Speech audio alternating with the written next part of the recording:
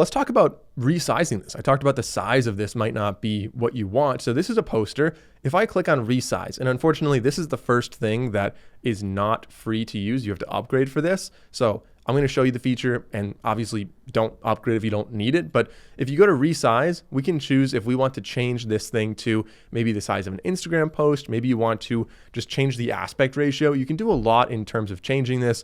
So also you can translate it. I didn't even know that existed. That's new to me. I've never needed to do that, but let's go to see all and say, maybe we want this to be a presentation, landscape format. Very, very different than this.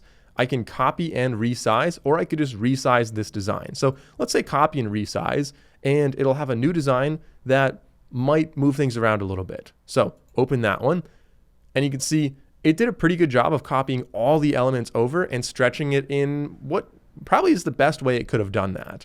So you're able to resize. That's like an extreme example that you'll probably never really use to totally change the aspect ratio. But this could mostly be useful if you have like a small image and you're like, I really need this to be a higher resolution. You can change that to a much larger one with the same aspect ratio.